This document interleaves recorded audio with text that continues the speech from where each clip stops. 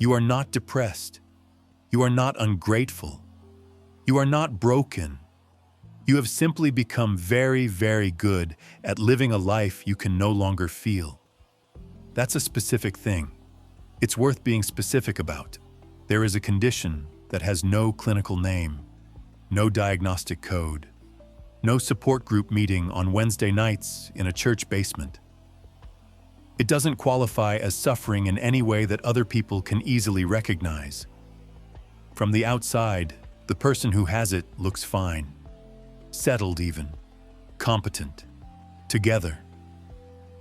The life is objectively good, maybe the best it has ever been by any measurable standard. Career, relationships, stability. The checklist, more or less complete. And yet, the person standing inside that life feels almost nothing in particular about it. Not grief, not crisis, not the dark weight that people talk about when they talk about falling apart. Just a flatness, a low ceiling, the memory of being moved by things, and the current absence of being moved by things, and a growing, quiet suspicion that the distance between those two states is not temporary. This book is about that specific condition, not its dramatic cousin, not its clinical neighbor. This one, the invisible one, the one that looks like maturity from the outside and feels like a slow leak from the inside.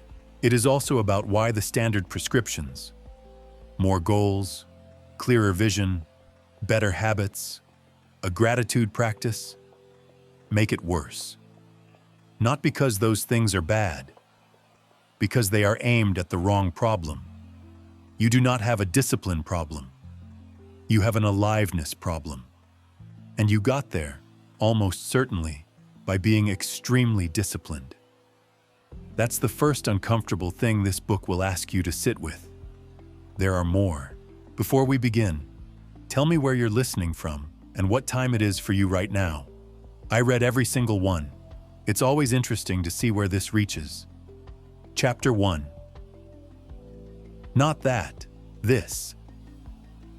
Somewhere in the last few years, someone probably suggested you might be depressed. Maybe you said it to yourself. Maybe a partner said it carefully, over dinner, in that tone people use when they've been rehearsing.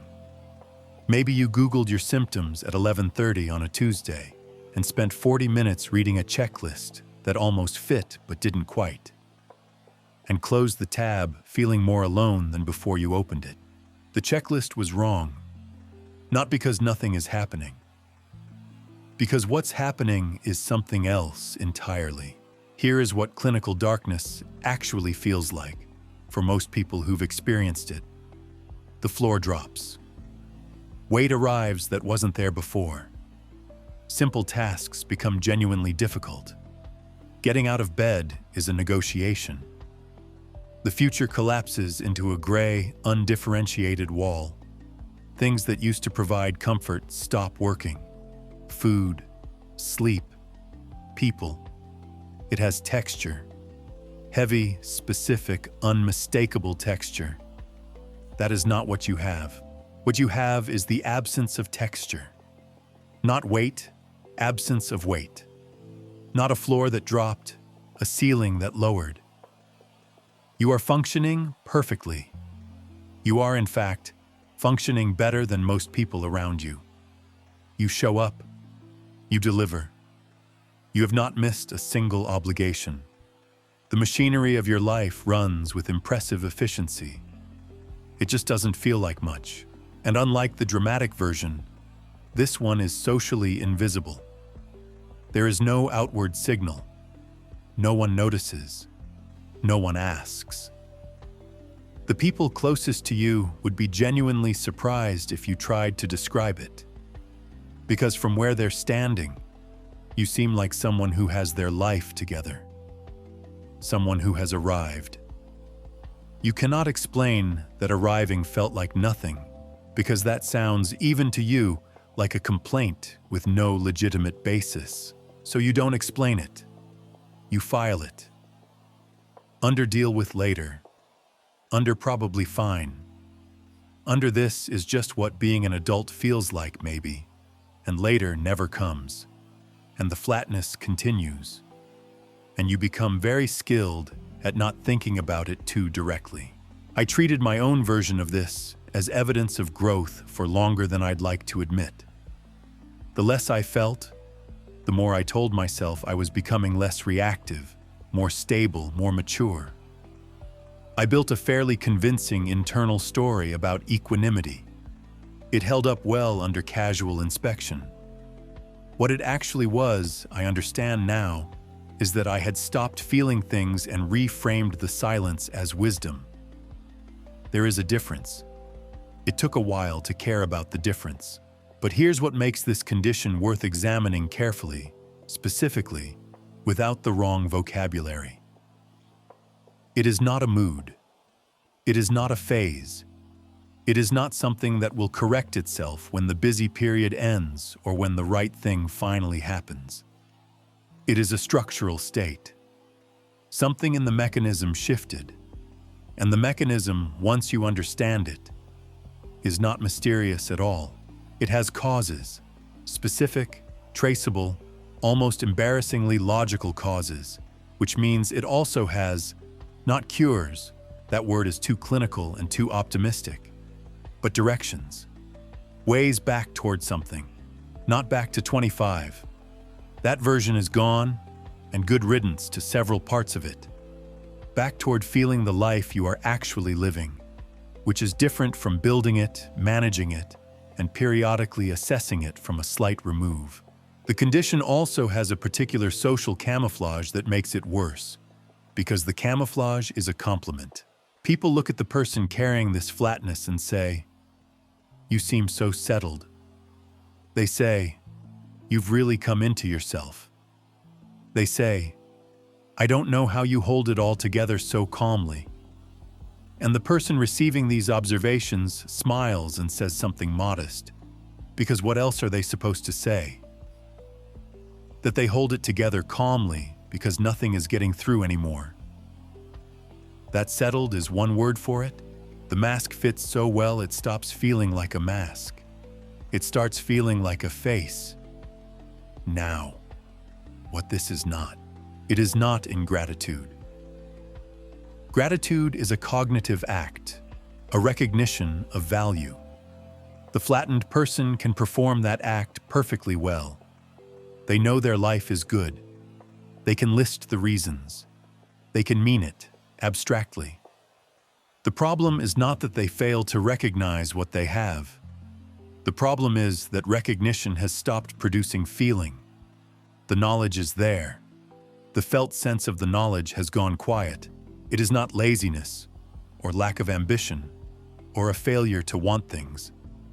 The person with this condition typically wants things aggressively.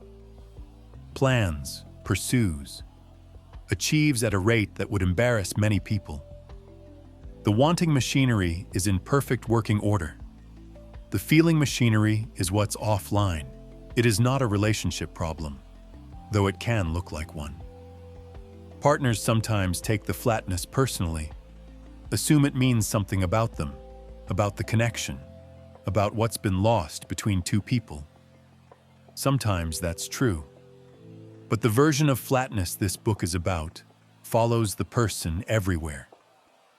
Into the relationship, and also to the work they love, and also on the vacation they planned, and also in the moment when the thing they worked for finally arrives. It's not pointed at anyone. It's just there. Ambient. Total. It is not a sign that the wrong choices were made. This is important. The flatness is not the life's verdict on itself. It is not the psyche saying, wrong turn, wrong job, wrong city, wrong person. Those situations produce a different signal entirely. Sharper, more directional, easier to read. The flatness this book describes arrives, with particular cruelty, in lives that are largely right. Good choices, well executed. The flatness is not a correction. It is a consequence of something else entirely. By the end of this book, you will know what that something else is. Not because knowing it fixes it, knowing why a room is cold doesn't immediately heat the room, but because misdiagnosis is its own kind of trap. Every standard prescription for this condition, and there are many, and they are confidently delivered, is aimed at the wrong thing.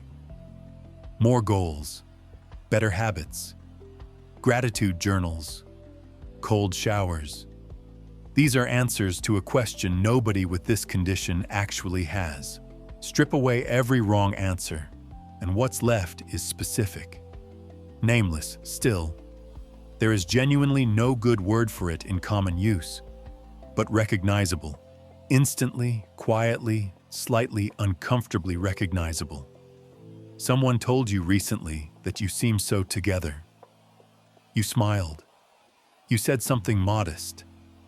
And somewhere underneath that smile was the specific, private weight of how wrong that landed. That weight is what this book is about. Chapter 2. The arrival that wasn't. There is a specific kind of person who is very good at wanting things they don't yet have. You probably know one. You may be one. They set the goal early, sometimes embarrassingly early, the kind of specificity that sounds almost delusional from the outside. And then they work toward it with a consistency that other people find either inspiring or slightly unnerving. They don't talk about it much. They just keep moving. The goal stays fixed. The effort continues. And eventually, more often than people expect, they get there. And then something strange happens. Or rather, nothing happens. That's the strange part. Picture a specific person, late 30s, standing in the office they spent 11 years trying to earn. The title on the door is the title they wrote in a notebook at 26. The view is good. The salary is the number they named to themselves as the number that would mean they'd made it. It's a Tuesday. There are emails to answer. They sit down and answer the emails. At no point, not the day it happened, not the week after, not 3 months in, did the feeling arrive that was supposed to arrive. They waited. Quietly. Without telling anyone they were waiting. And the waiting eventually became too embarrassing to continue.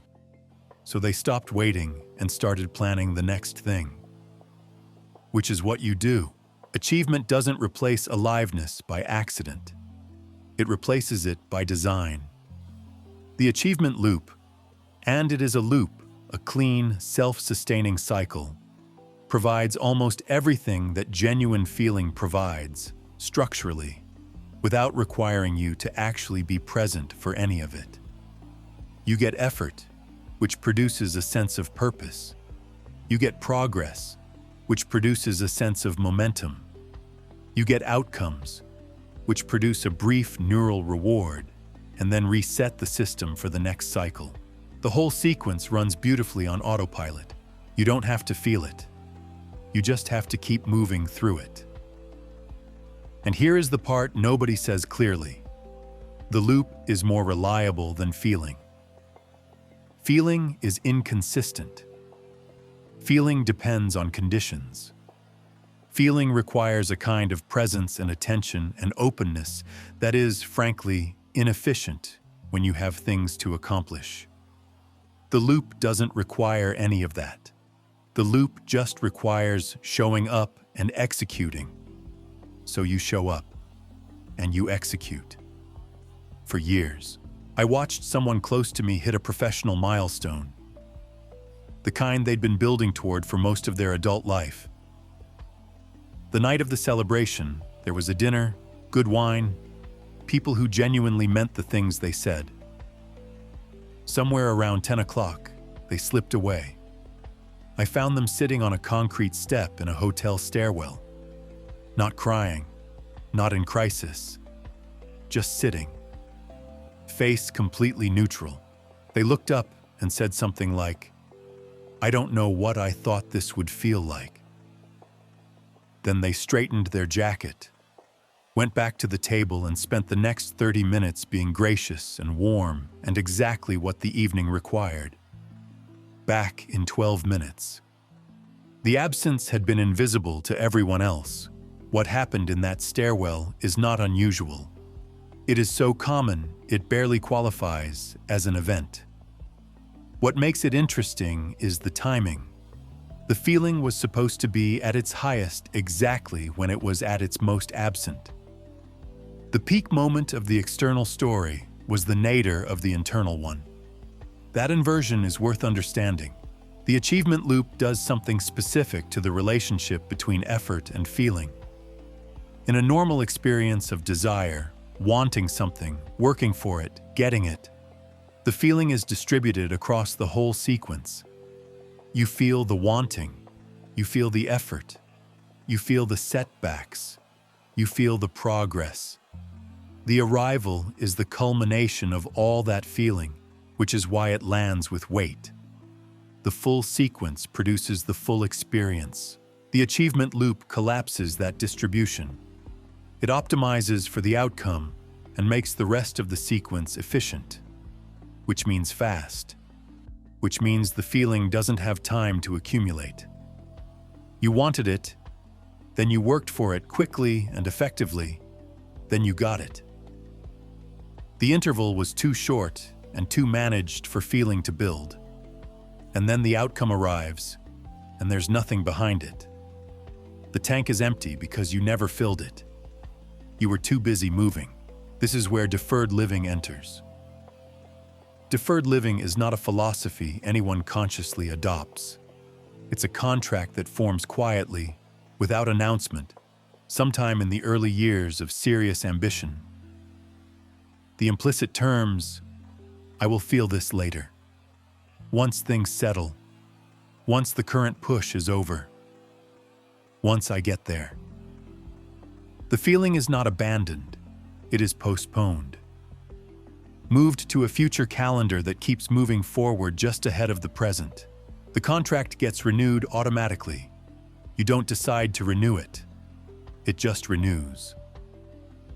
The push ends, and another push begins, and the feeling moves forward again.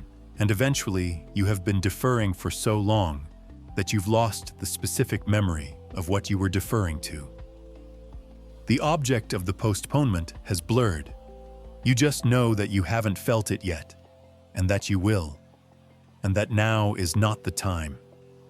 Now is never the time. That's the contract.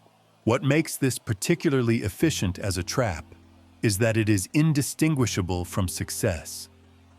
The person deferring their felt life looks, from the outside, like someone who is focused and driven and building towards something real.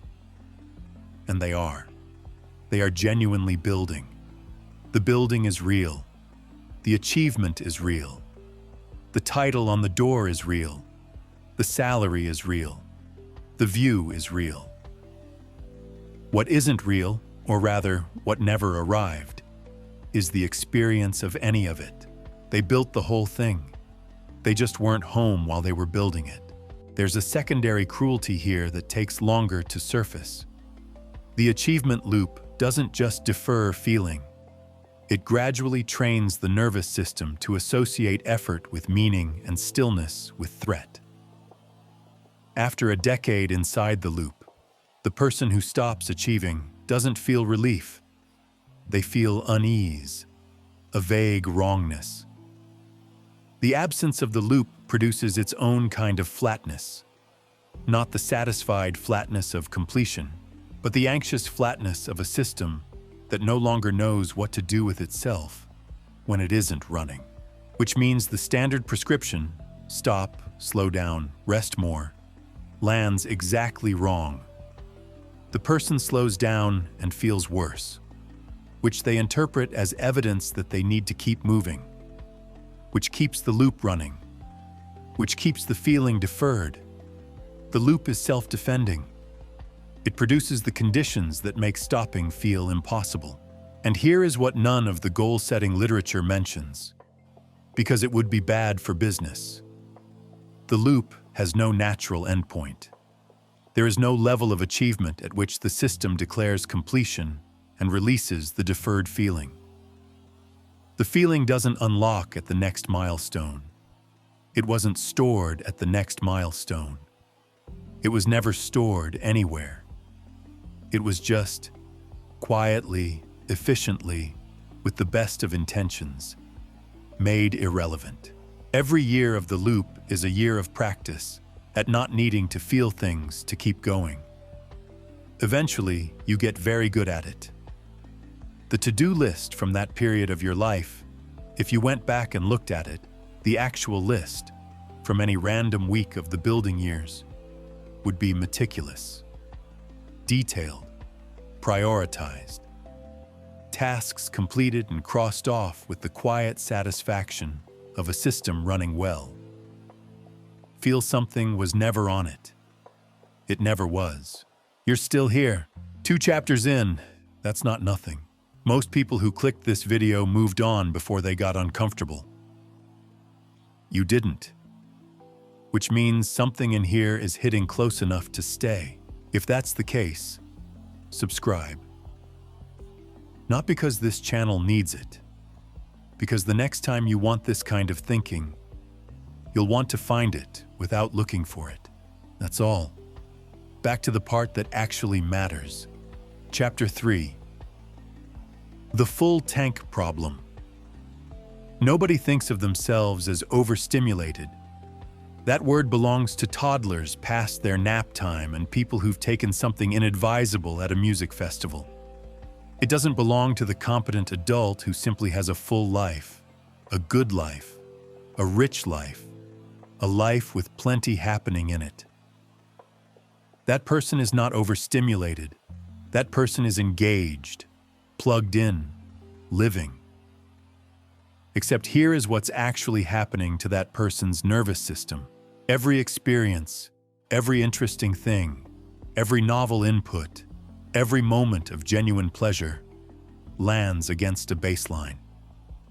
The nervous system is always asking, implicitly, how does this compare to what I already know?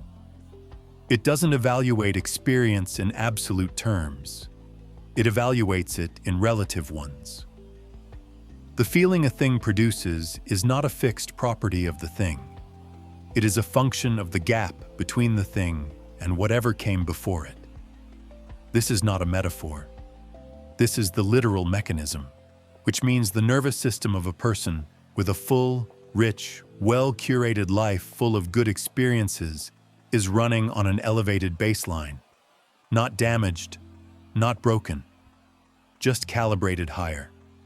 And a higher calibration means a higher threshold for what registers as interesting, moving, or worth feeling. The signal has to clear a higher bar to produce the same response. Think of it as a tax, not a punishment, a structural consequence. Every intense experience you accumulate slightly raises the floor of what your system registers as notable. The more you've experienced, the more something has to offer to feel like anything at all. A person who has eaten at extraordinary restaurants for 20 years finds it genuinely harder to be moved by a good meal. Not because they're jaded, that word implies a character flaw, because their baseline is higher. The extraordinary has become the expected. The expected produces nothing. This is the same mechanism that explains why a lottery winner returns to their prior happiness level within a year. Not ingratitude. Recalibration. The nervous system treats the new circumstances as the new normal and begins evaluating everything relative to that. The peak becomes the floor. The feeling evaporates. Now apply that mechanism not to one windfall, but to a decade of a carefully optimized life. Every good restaurant, every interesting trip, every stimulating conversation deliberately sought out, every piece of excellent content consumed in the hours before sleep, every weekend engineered for maximum quality. The life has been good. Genuinely, measurably, rewardingly good. And the nervous system has been quietly, automatically, neutrally recalibrating upward the entire time. The person is not numb. They are priced out of their own emotional range. The cost of entry to feeling something has risen faster than the experiences they're bringing to the door. I still catch myself filling silence. A quiet evening with no particular input, no screen, no podcast, no music, no productive task, produces a low-level itch that I recognize but cannot always resist. I know exactly what it is. I know that the itch is the recalibrated baseline demanding stimulation it has come to expect. Knowing doesn't fully stop it. I scratch the itch more often than I'd like to admit, and every time I do, I raise the floor slightly. Not dramatically, just slightly. The tax is small per transaction, it compounds. Here is the counterintuitive part that the full life mythology doesn't prepare you for. People with fewer experiences often report richer emotional lives, not because deprivation is good, not because suffering builds character in some useful direction, but because contrast is the engine of perception. Without a low baseline to push against, the high notes have nowhere to resolve. The feeling requires the gap, and a life that has been carefully, successfully filled has closed most of its gaps. The monastic who weeps at a piece of music has not necessarily experienced more beauty than the concert subscriber who sits politely in the dark. The monastic has a lower floor. The music has a larger gap to cross.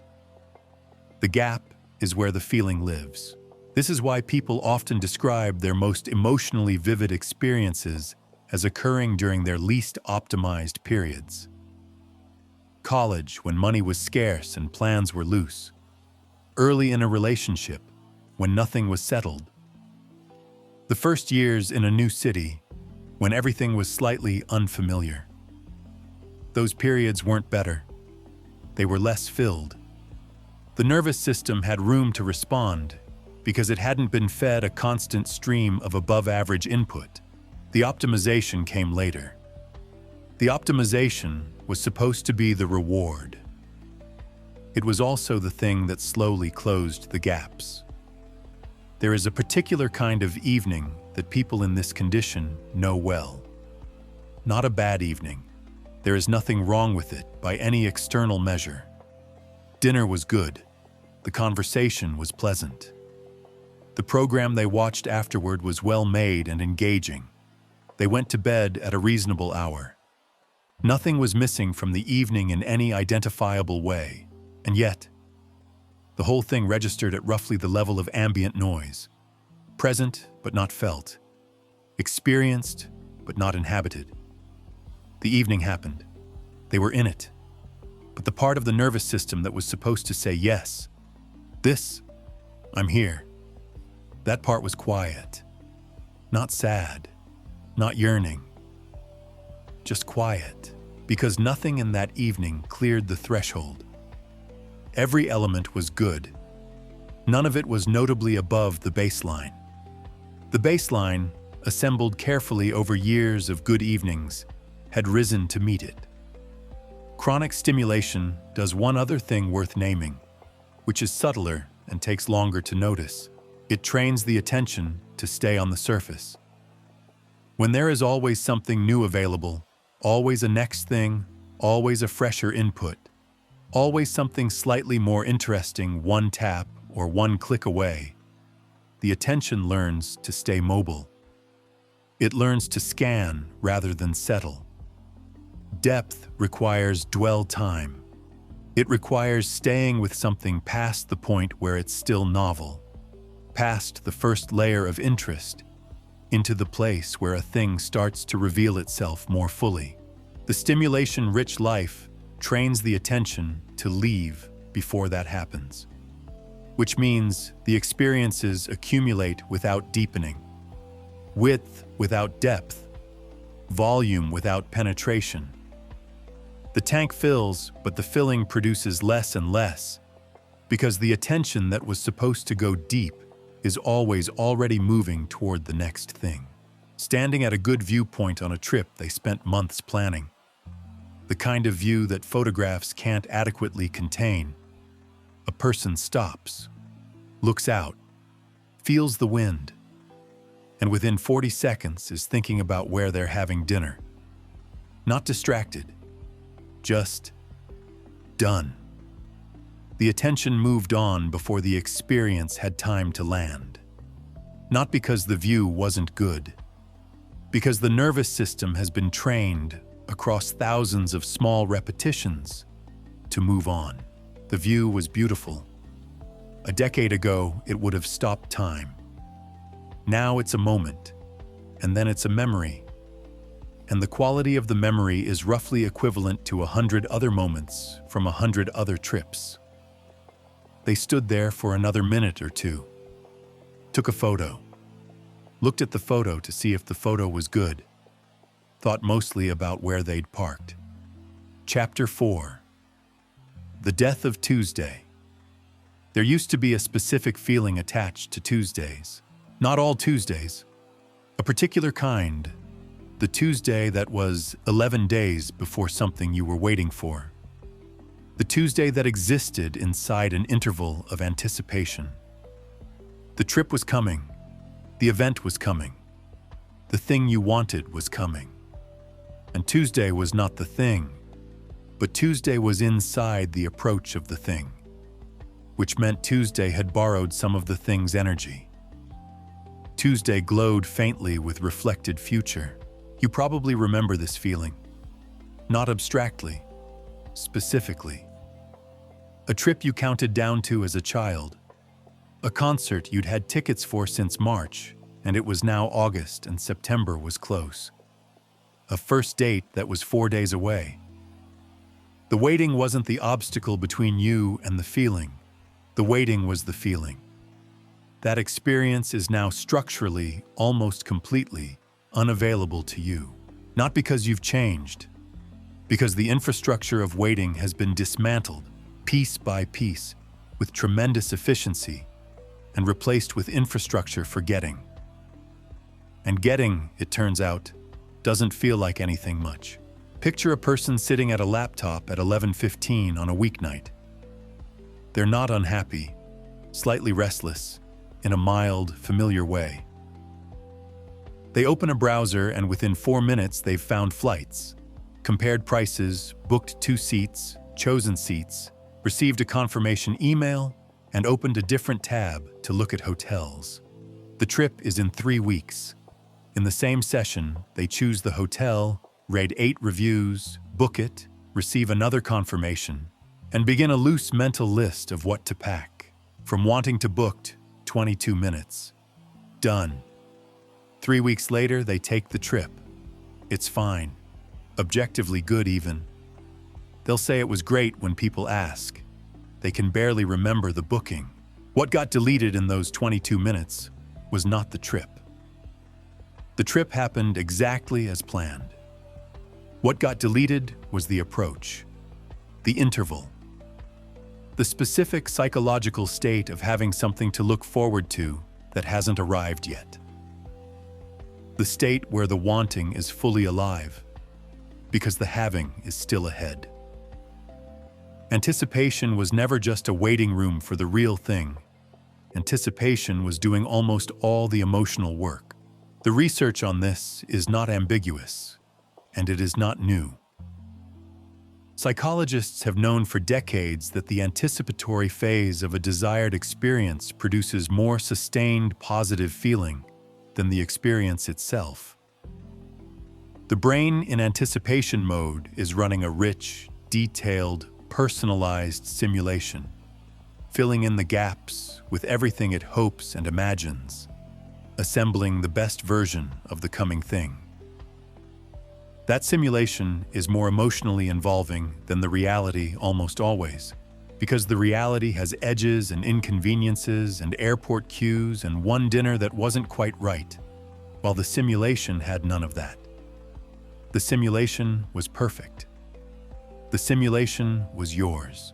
When you book the trip in 22 minutes and take it in 3 weeks, you've skipped the simulation entirely. The gap was too short and too efficiently filled to allow for it.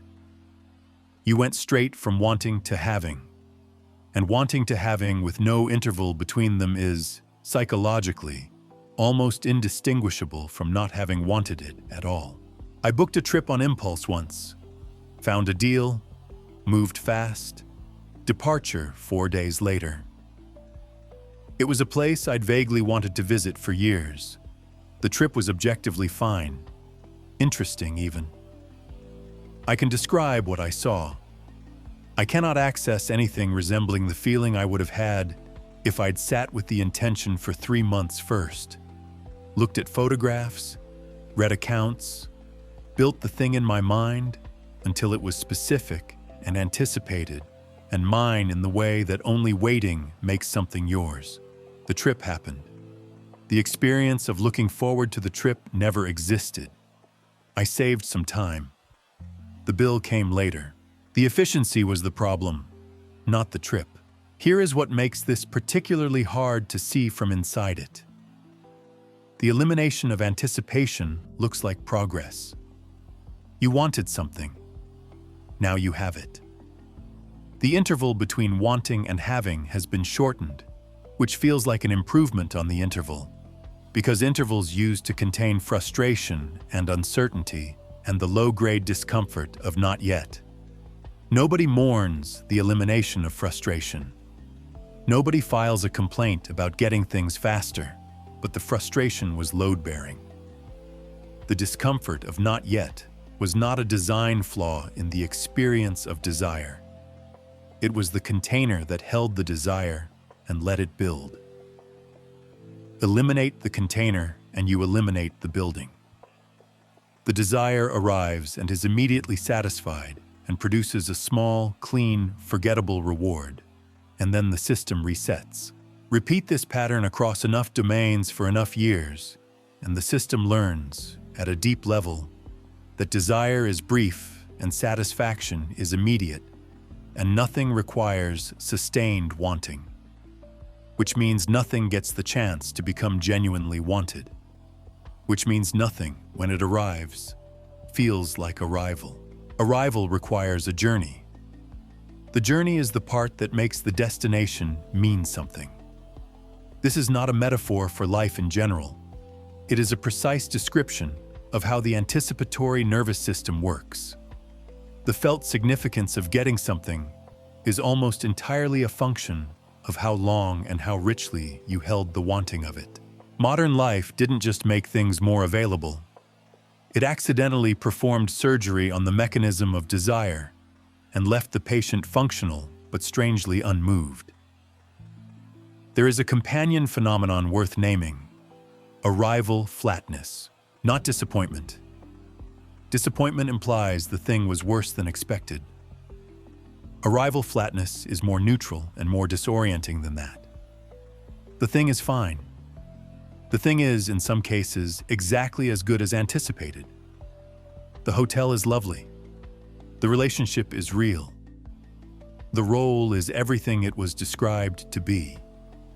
And the feeling upon getting there is moderate, brief, already fading, because without a rich, anticipatory phase, there is no accumulated desire to discharge.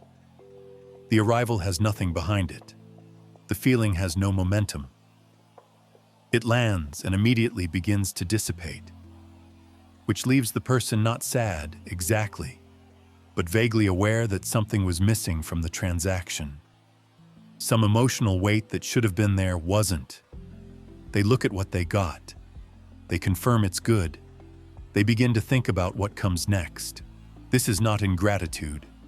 This is the structural consequence of a desire system that was never given the chance to build pressure. The wanting lasted minutes. The forgetting begins almost immediately. The next want is already forming, and somewhere, probably, there is a child with a paper calendar on a bedroom wall. 11 squares between now and the thing they're waiting for. They are crossing off each square with a physical satisfaction so specific It has its own texture. Each crossed square is a small, solid piece of time behind them. Each remaining square is a delicious, slightly agonizing piece of time ahead. The whole interval is alive with feeling. The child cannot wait for it to be over. The child, in this, is richer than they know. Adults have quietly, efficiently, systematically eliminated every countdown from their lives. Replaced the waiting with getting. Replaced the interval with immediacy. Replaced the calendar on the wall with a confirmation email. The confirmation arrives instantly.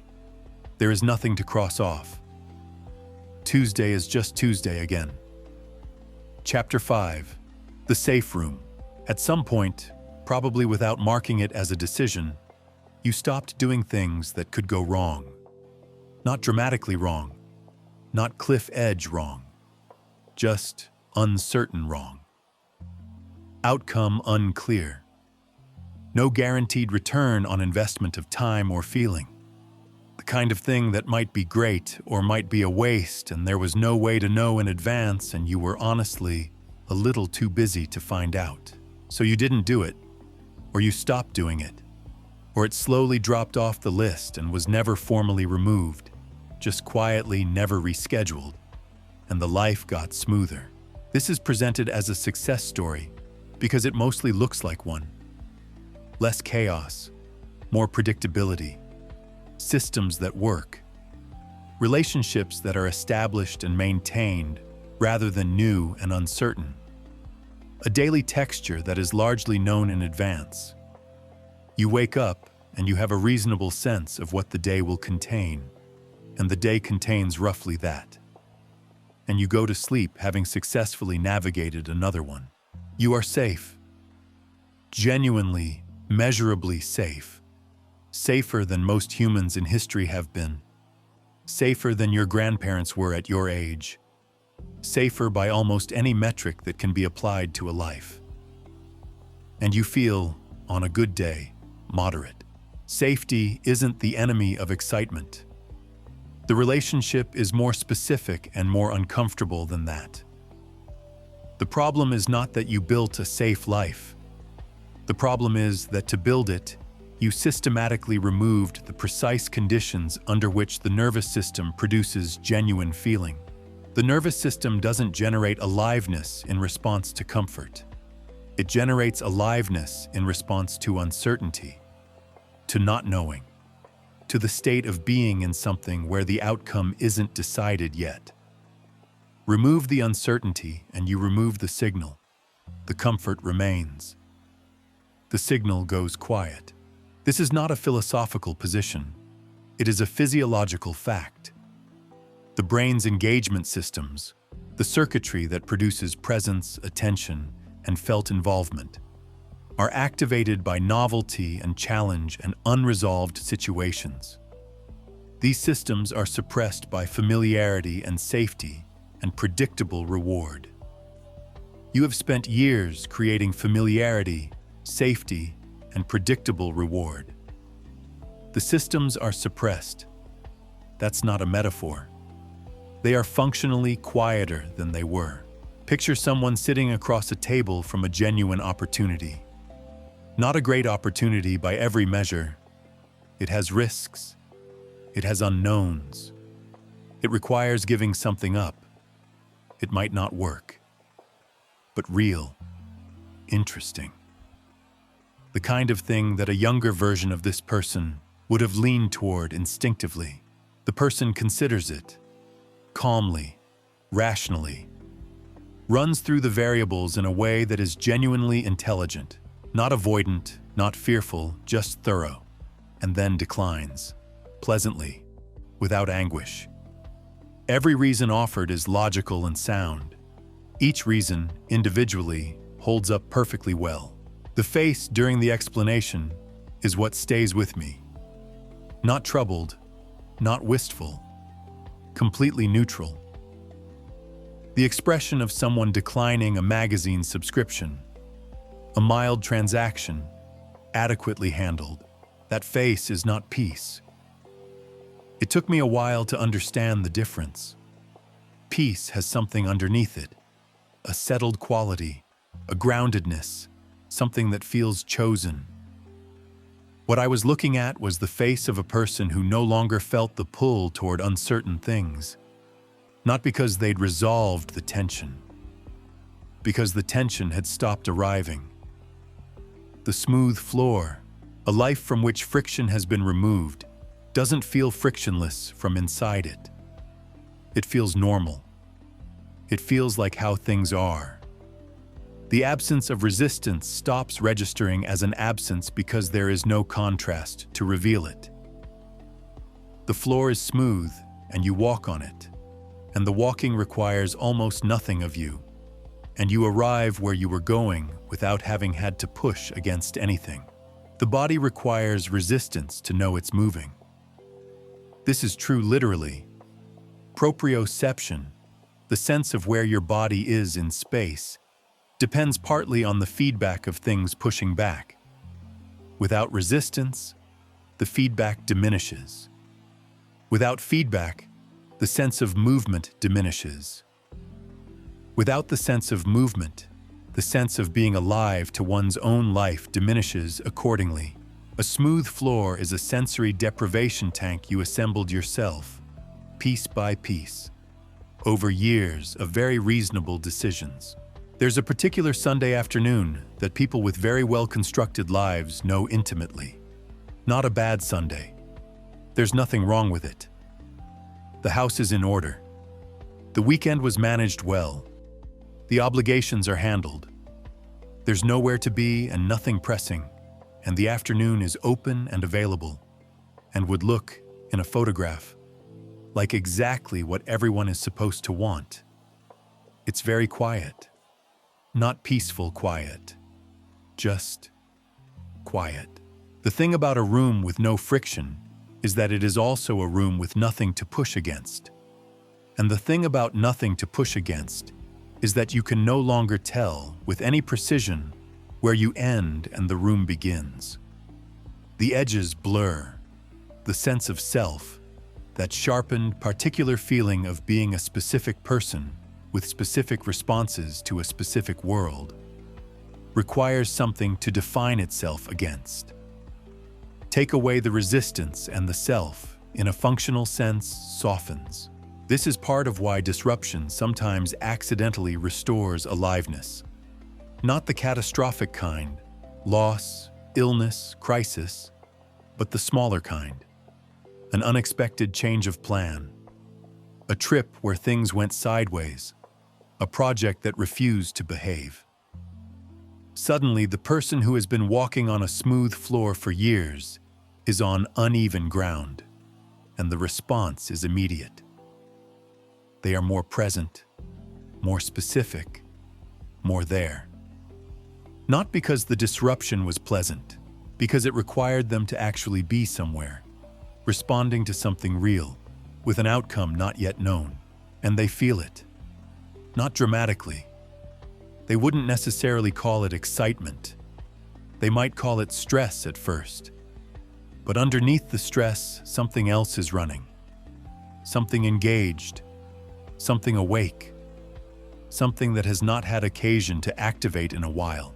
After the disruption resolves, and it does, because they are competent and the disruption was not catastrophic, they return to the smooth floor. And for a brief period, the contrast is available. They can feel the difference between the two states, the engaged one and the ambient one. That window closes. The contrast fades. The smooth floor stops registering as smooth because it's just the floor again. They make a few more very reasonable decisions. The floor gets a little smoother. The house is very well maintained. Everything in it is exactly where it should be. The Sunday afternoon light comes through the windows at the angle it always comes through the windows, landing on the furniture they chose carefully, falling across the room they worked hard to have. It's quiet. There's nowhere to be. Nothing is wrong. Chapter 6. Ambient pressure. It is not the big things. Everyone understands that the big things take a toll. The crisis, the loss, the period of genuine overload where the demands exceed the capacity and something eventually breaks or bends. Those events are legible. They have names. People around you recognize them and make accommodations and ask how you're doing with a specificity that means they actually want to know. This is not about those. This is about the other kind. The low-grade kind. The kind that doesn't have a name because it doesn't feel like enough to name. The ambient hum of a life that is always just slightly occupied. There is always something that needs following up. There is always a message that deserves a response and hasn't gotten one yet. There is always a thing at work that is technically fine but requires monitoring. There is always a background calculation running about money, about a relationship, about a thing that was said last week that probably meant nothing but hasn't been fully filed yet. None of these things are emergencies. Each of them, individually, is minor. They never go away. That's the specific quality that makes them different from the big things.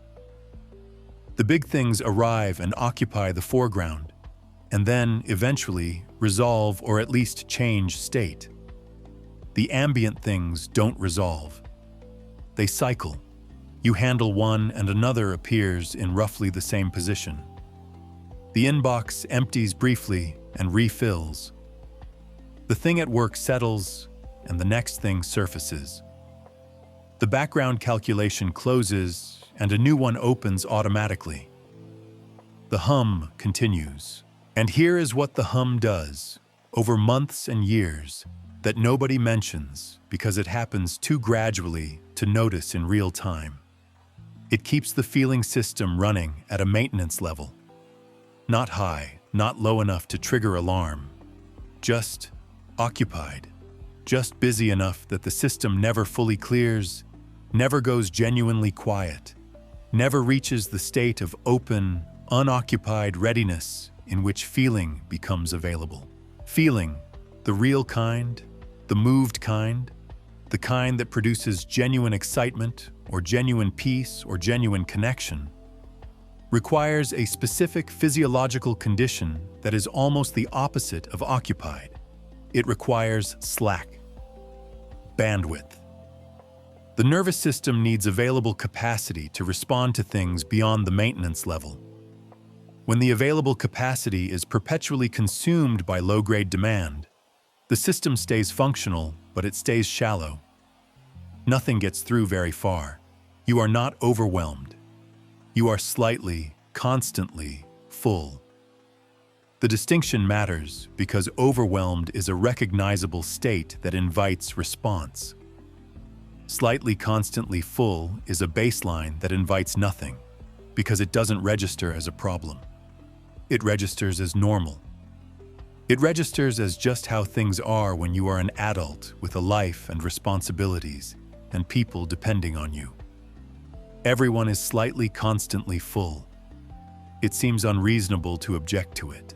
So you don't object, you adapt. The adapted state, after long enough, stops feeling like adaptation and starts feeling like personality.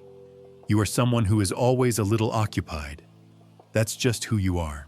Except who you are now and who you were before the hum started are not quite the same person. The difference is not dramatic. It is specifically in the area of capacity for feeling. The earlier person had more of it available. Not because they were younger, youth is not the variable here. Because the earlier person was not permanently running a background process that consumed the bandwidth that feeling requires. I took a week off specifically to stop running it. Clear the queue, stop the monitoring, let the hum go quiet. The first day was fine. The novelty of stopping was its own mild interest. The second day, the novelty was gone, and I spent most of it thinking about things that would need handling when I got back. Not anxiously, just automatically. The mental list assembled itself without being asked. I noticed this and tried to stop it and couldn't particularly. The ability to be unoccupied, to let the bandwidth sit empty long enough for something to come through, was apparently a skill I had not practiced in long enough that it had significantly atrophied. By day 4, it was better. Not good, better. A few hours of something closer to actual quiet. Enough to notice the difference between genuine quiet and the absence of obvious noise, which are not the same thing at all. Day 5, I started thinking about how to make the return more manageable. The cruelest feature of ambient pressure is what happens when it lifts. You'd expect relief. You'd expect the feeling system, finally freed from the maintenance load, to come back online with something like energy or openness or the return of whatever was suppressed. You'd expect the vacation to feel like a vacation, eventually. You'd expect retirement to feel like freedom. You'd expect the empty nest, the finished project, the resolved crisis to produce some form of felt release. Sometimes it does, briefly, for some people. For many people, specifically for people who have been running the hum for long enough, it doesn't. The system has been operating at the maintenance level for so long that it has quietly recalibrated. Maintenance has become the normal operating state. The system doesn't know how to run higher than that anymore. The capacity for feeling wasn't suppressed and waiting to return. It was slowly, incrementally, through years of disuse, forgotten. The pressure lifts. The feeling doesn't come back. The expected relief doesn't arrive. And this specific experience is among the most disorienting things this condition produces. Because it removes the last available comfort, which was the belief that things would feel different once the busy period ended, once the kids were older, once the project finished, once the big push was over. The flatness was supposed to be temporary. It was supposed to be a function of external demand. Remove the demand and the feeling returns. It doesn't return. Not automatically. Not quickly. Not without something more deliberate than simply stopping. And the person sitting on the beach on the second day of a vacation they badly needed, watching water they can objectively see, is beautiful. Generating a mental list of items requiring attention upon return. That person is not failing to relax. They are experiencing the structural consequence of a system that has been running low for long enough that low has become home. The list assembles itself. The water is blue. The hum continues. Quieter now, but continues. Because the hum was never just the external demands. The external demands trained it. But it's internal now. It runs on its own. It runs on vacation. It runs on weekends. It runs in the background of good conversations and adequate dinners and evenings that should, by any reasonable accounting, feel like enough. It runs because the system forgot what it was like to stop. The beach is very beautiful. There are several things to do on Monday. Chapter 7. The room at the end of the plan. Nobody warns you about this one. Not because it's rare, because it's unspeakable, because the person it happens to has no legitimate complaint, and everyone around them has even less legitimate patience for the complaint. And somewhere in the early stages of it, the person themselves decides, correctly, by every social calculation, that this is not something you say out loud. So it doesn't get said. And because it doesn't get said, the next person it happens to arrives at it completely unprepared, alone, convinced they are experiencing a private failure rather than a known psychological event that has been happening to people for as long as people have been making plans and executing them. Here is the event. You built something. Not accidentally. Deliberately, over years. with effort that was genuine and cost that was real. The plan existed in some form since your 20s, even if the specifics shifted. A version of the future that was the destination. The life that would mean you had done it. The role, the stability, the relationship structure, the financial position, the level of respect from people whose respect you wanted. The particular shape of a life that, when you finally inhabited it, would feel like arrival. You got there, not partially, substantially. The version of the future you were building toward is, by any honest accounting, roughly what you built. The job is the job. The stability is real. The relationship is real. The house is the house. People treat you with the regard you worked to earn. Looked at from the outside, by the person you were at 26. This is the life. This is the one. And you are standing inside it on an ordinary Tuesday, probably around 10 in the morning, and something has quietly stopped. Not broken, not collapsed. Stopped. The way a project file stops when the work is complete. The system looks for the next instruction and finds none, because the plan didn't include instructions for what to do once the plan was done. The plan was the instruction, and the plan is done. There is no drama here. That needs to be stated clearly, because the absence of drama is part of what makes this so difficult to locate and so impossible to explain. This is not a breakdown. This is not a crisis.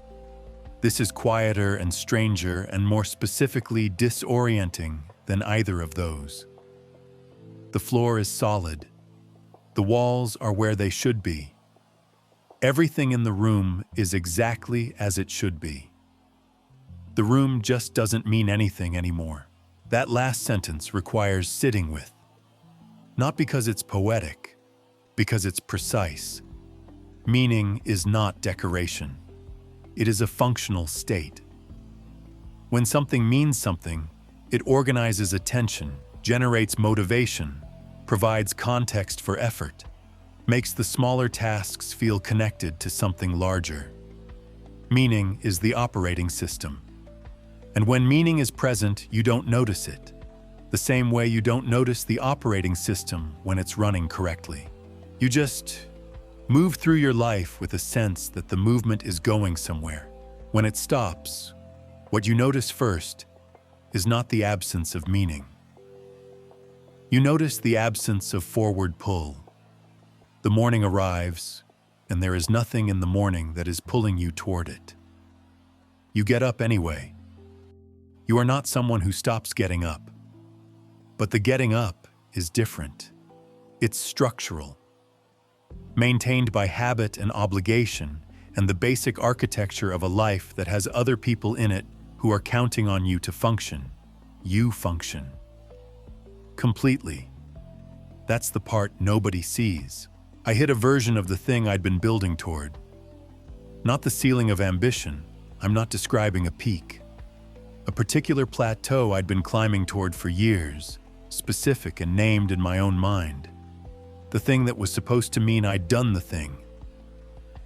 First thought upon arriving, what needs doing next? Not a deflection, a reflex, immediate and automatic. The mind already scanning for the next project before the current one had a chance to register as complete. I caught it 3 weeks later. Not in a moment of insight, in a moment of noticing the absence of something I couldn't immediately name. It took another week to understand that what was absent was that I had never once let it land.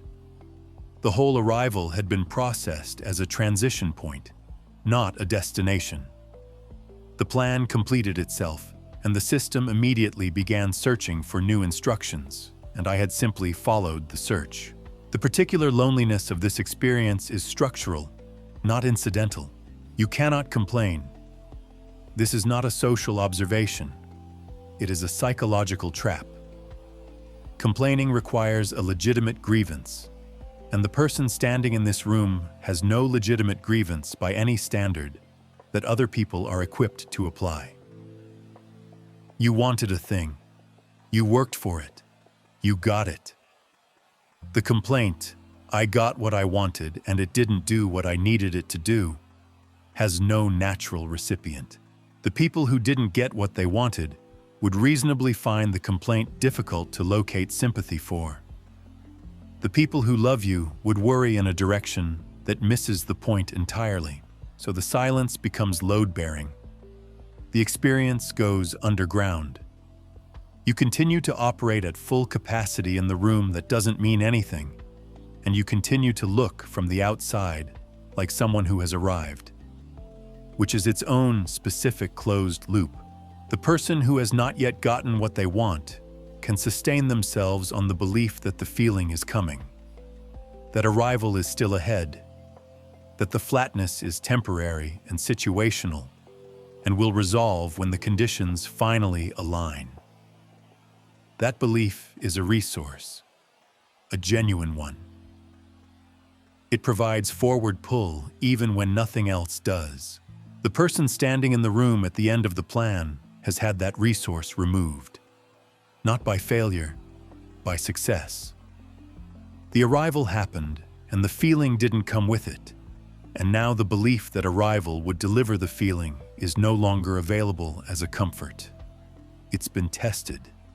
It didn't hold, which means the flatness, which was previously explainable as temporary and situational, is now unexplained. There is no next milestone that will logically fix it. There is no remaining item on the plan whose completion would plausibly resolve it. The plan was the plan. The plan was completed. The feeling that was supposed to be the plan's reward is not here, and nobody warned you. Not once. Not in any of the literature of ambition and achievement and building the life you want. Not in any conversation you had with anyone who had been where you now are.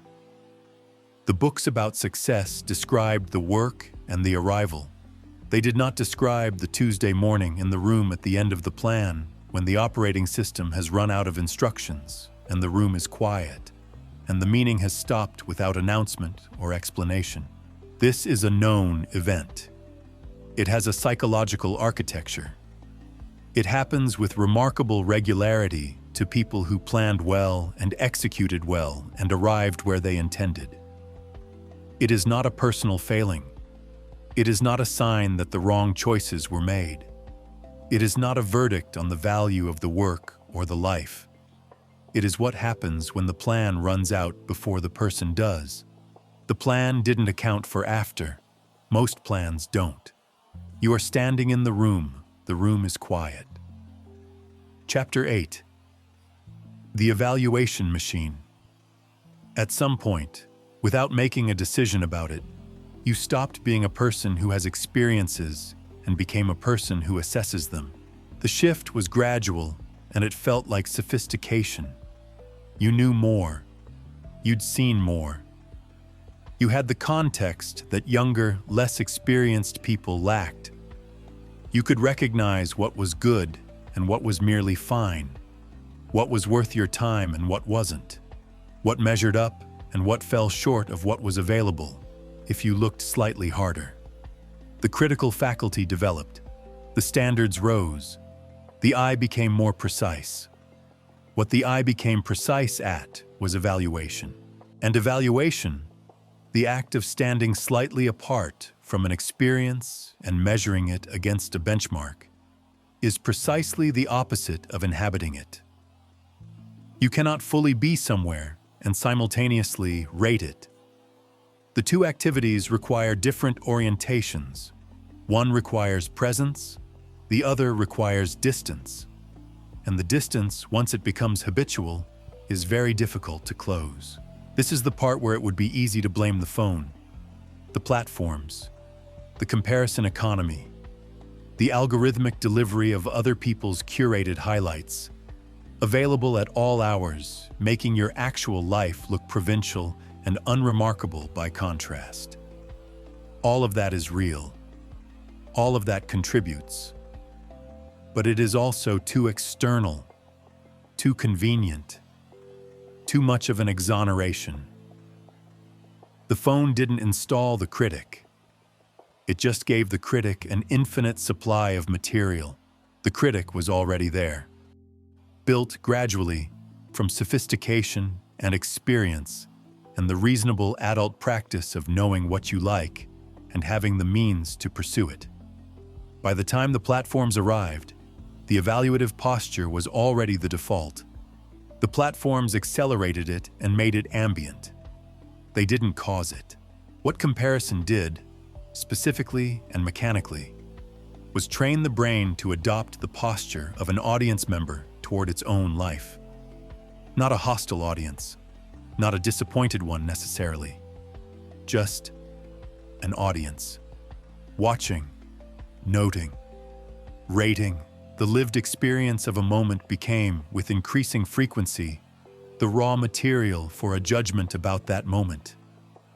How does this compare? What is this worth? Is this the best version of this available to someone in my position? The questions are mostly unconscious. They run in the background, but they run constantly. And the running of them means that a part of attention is always occupied with the meta level, the level above the experience looking down at it, which means that part of attention is never in the experience itself. I watched someone at a concert, a genuinely good one, the kind of artist they'd wanted to see for years, a room with a specific energy that was doing exactly what live music is supposed to do. They had their phone up for most of it, recording. Not the whole song, clips. A few seconds here, pan to the crowd, back to the stage. They put the phone down for one song. Somewhere in the middle of the set, something shifted and the phone went into a pocket and they just stood there, face completely changed. Not ecstatic, just present. Actually in the room. For one song. Then the phone came back out. I don't think they know which song it was. I'm not sure they noticed what happened to their face when they stopped recording, but the shift was visible from where I was standing. Something turned on. Then they turned it off again. The recording wasn't vanity, exactly. It was the evaluative reflex in a different form. The impulse to capture the thing rather than be in the thing, which is partly about memory and partly about having something to show, and partly, most fundamentally, about the position you take toward experience when you've been trained to assess it rather than inhabit it. Recording is the physical expression of the critic's chair. You hold the camera up, and the camera puts you 6 inches outside the moment, looking at it, framing it, deciding whether it's worth keeping. The moment, while you're framing it, is happening without you. There is a specific lag that develops in people who have spent years in the evaluative posture. Call it experience evaluation lag. The interval between being in something and being aware of being in something, during which the question, how is this? Is this good? What do I think of this? Runs before the experience itself has had a chance to land. The question arrives before the feeling does, and the question, in the asking, reorganizes the attention toward judgment and away from reception, which means the feeling has nowhere to arrive into. The mechanism is almost elegantly self-defeating. The more you've experienced, the more automatic the evaluation becomes. The more the evaluation interrupts the experience, the less the experience produces feeling, the more you find yourself assessing rather than feeling, the more you develop the critic's instinct as a substitute for the felt response you're no longer getting. The loop tightens. The critic becomes more active as the felt life becomes quieter, not as compensation, as replacement. And the critic is not unpleasant company. This is important. The evaluative mind is engaged, interested, occasionally delighted by what it assesses. It is not numb. It responds to quality. It recognizes craft. It is capable of genuine appreciation in the intellectual sense. The sense of knowing that something is good, finding it interesting, respecting what it does. What it cannot do is be moved. Being moved requires surrender, a temporary relinquishing of the critical distance, a moment of allowing the thing to come all the way in without immediately measuring it. The evaluative mind does not surrender. Surrender is, by the evaluative mind's definition, a failure of discernment. Letting something land without first assessing whether it deserves to land is exactly the naivety that sophistication was supposed to eliminate. So nothing lands. Nothing lands. And the critic notes this and decides the things on offer are simply not measuring up, and looks around for something better and finds plenty of candidates and begins assessing them in turn. There is always something better to assess. The supply is genuinely infinite now. You will never run out of things to measure your experience against. You will never reach the end of the comparison. And every comparison runs the evaluative process. And every evaluative process keeps you in the critic's chair. And the critic's chair is not in the room where the living happens.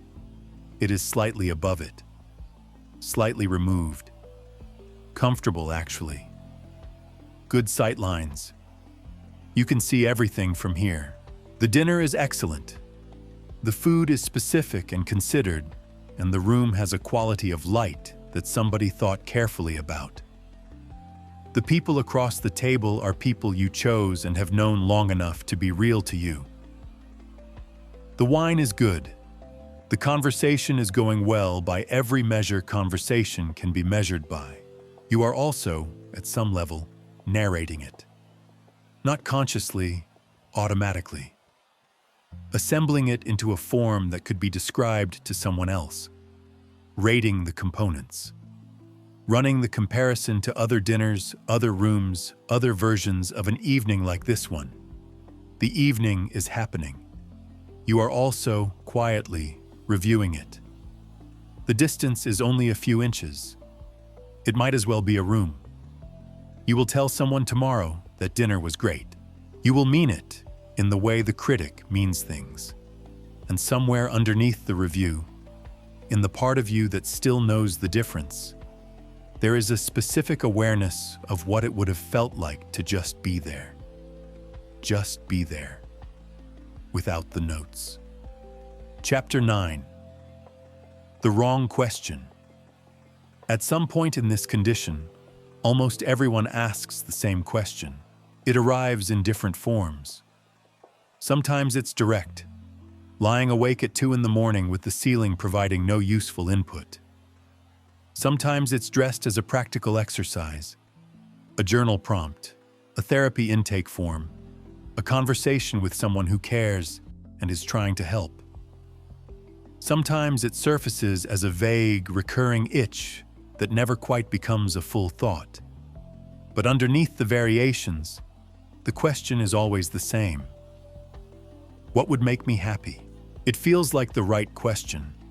It is oriented in the right direction.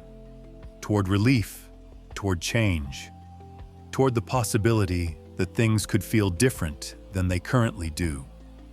It acknowledges the problem without catastrophizing it. It is, by any reasonable measure, a responsible adult question. The kind of question that serious people ask when they've decided to take their inner life seriously.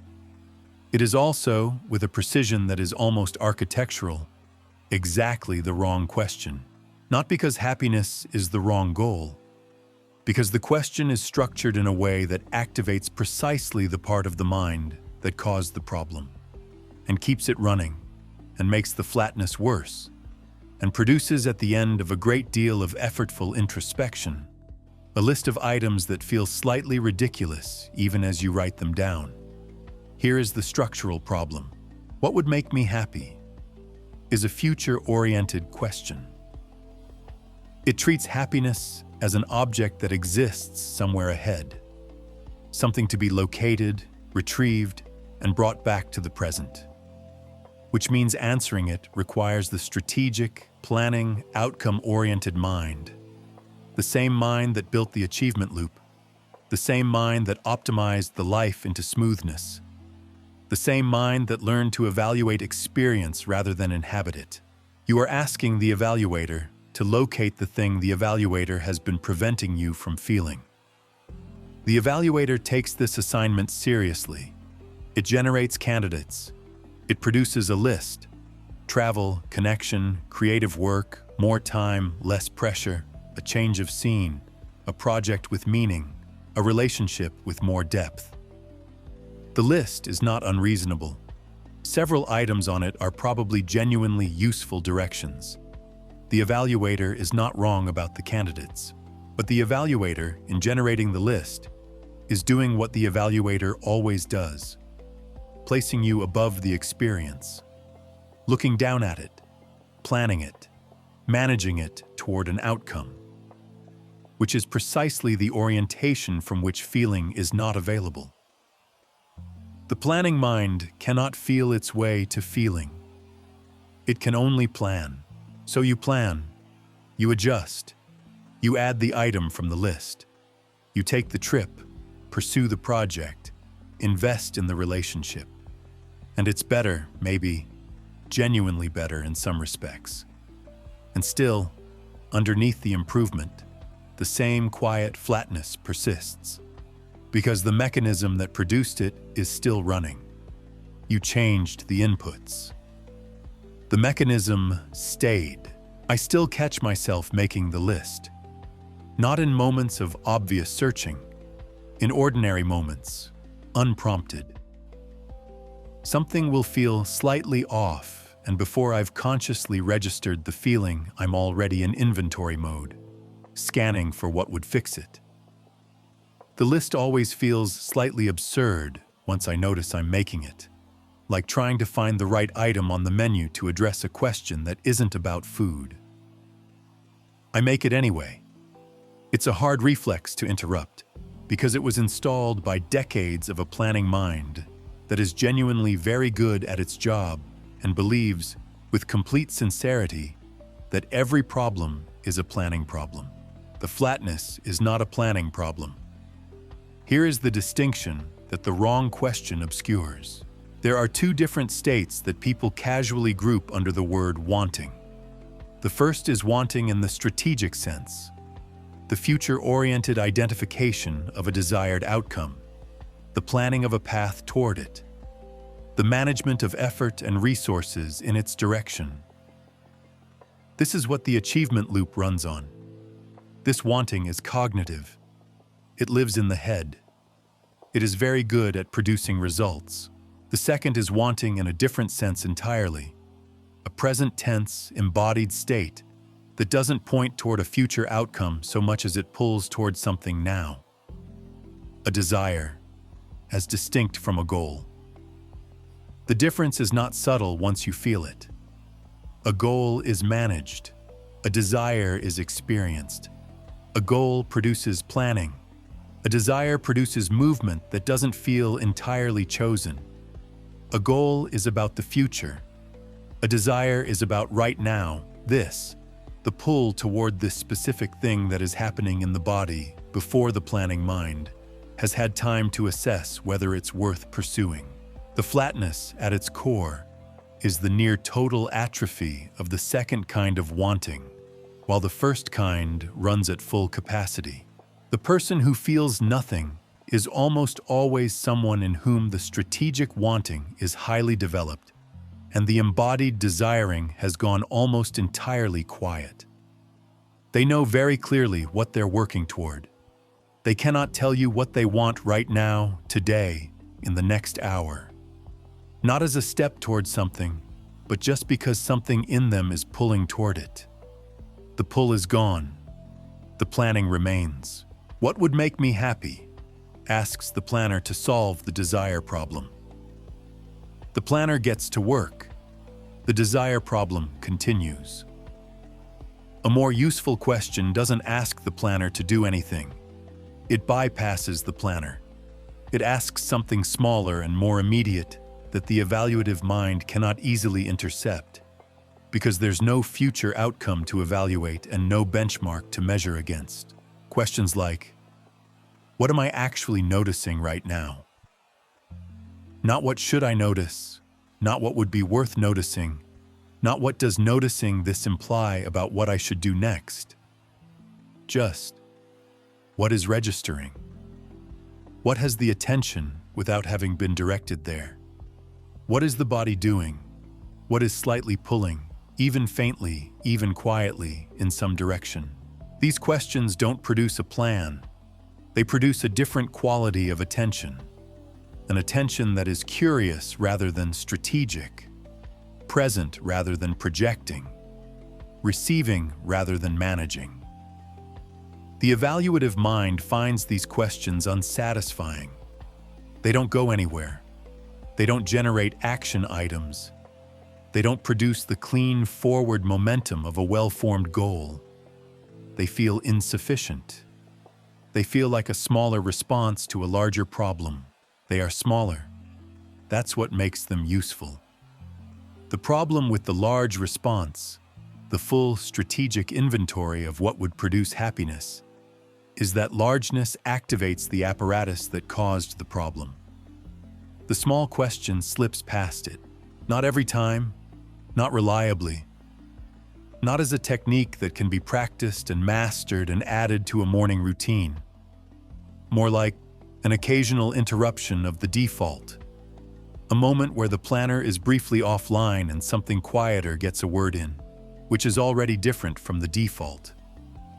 The default is the planner, running constantly, asking large future-oriented questions, generating lists, managing the direction of the life with an efficiency that leaves the felt experience of the life entirely unaddressed. The large question keeps the machinery running. The small question asks the machinery to pause for a moment, and in the pause, not always, not dramatically, but occasionally, in the specific silence between one planning thought and the next, something else is briefly available. Not happiness, not excitement, not the restoration of everything that's been quiet. Just a faint signal, a small pull, something registering. It is easy to miss. The planner resumes almost immediately. But it was there.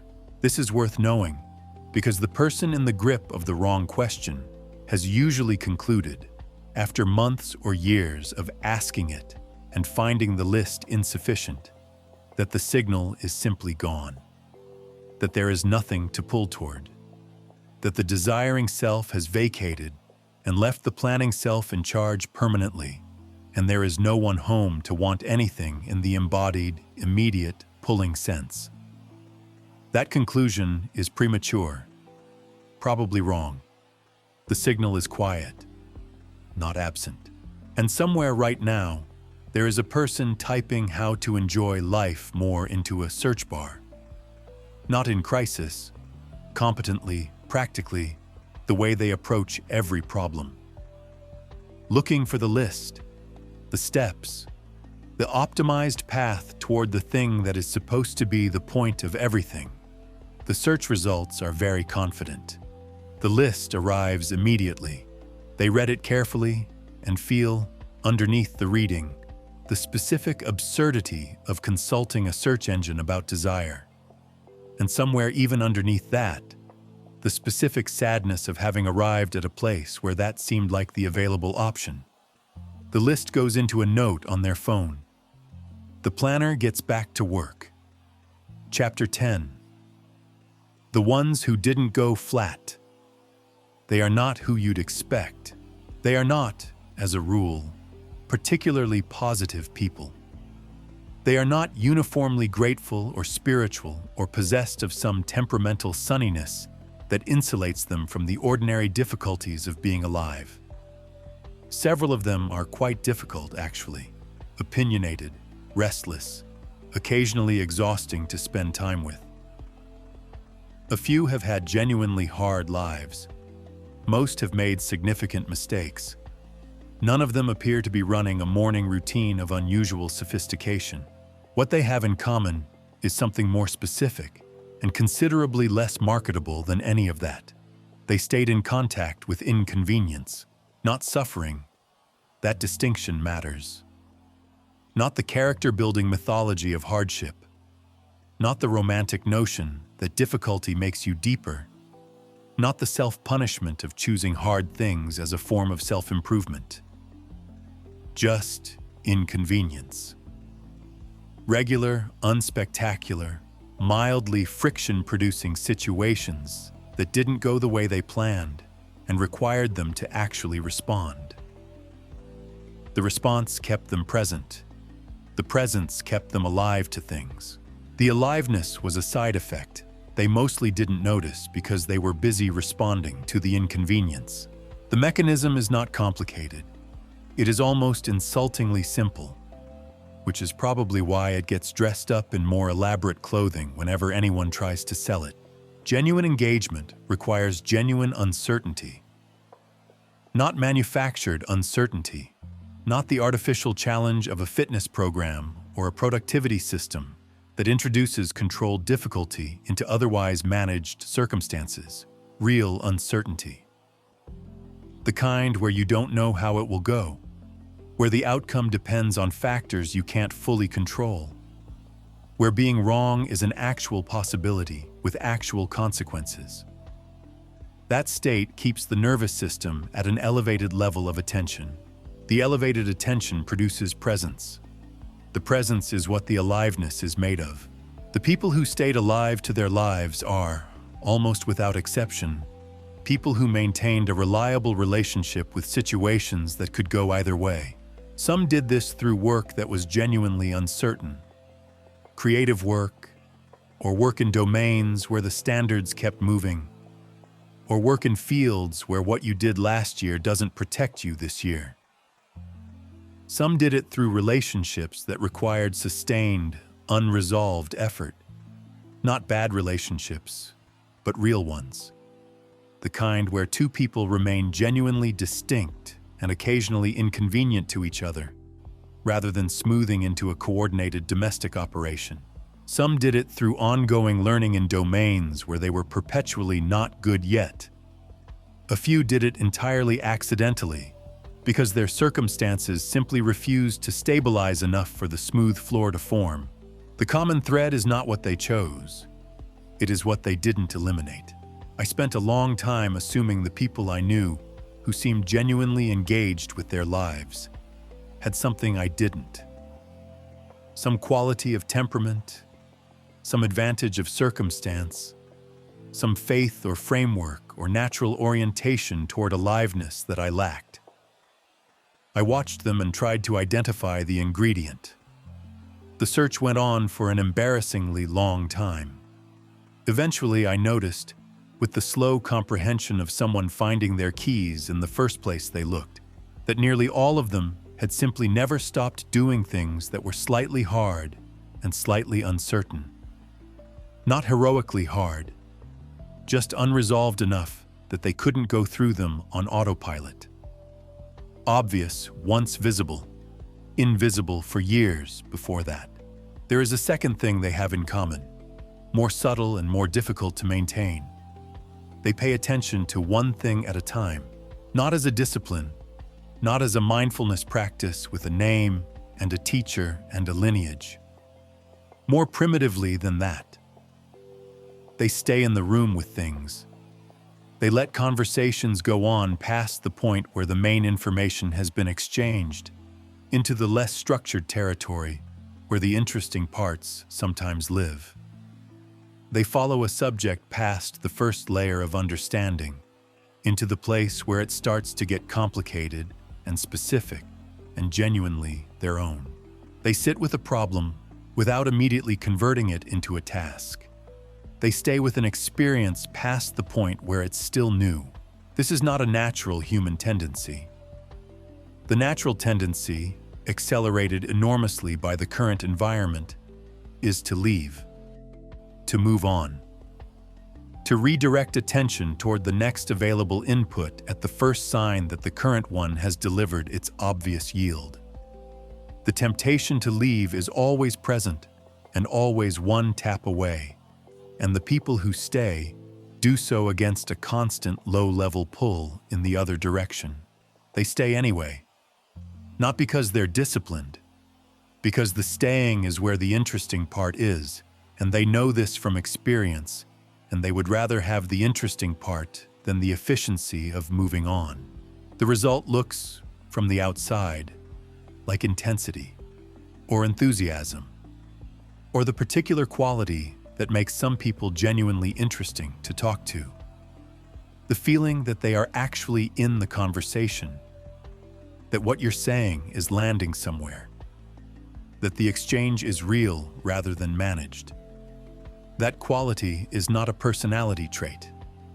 It is the byproduct of an attention that has not been trained to leave before things deepen. There is a woman, late 50s, not someone whose external life would strike anyone as particularly enviable, who has this quality in a form I find almost confusing in its completeness. She works in a field that has not made her wealthy and is not glamorous by any definition. She has had real difficulties. She is not relentlessly positive. She complains about specific things with great precision and mild humor. But she is present in a way that most people are not, and the presence produces something that is almost physically perceptible when you are near her.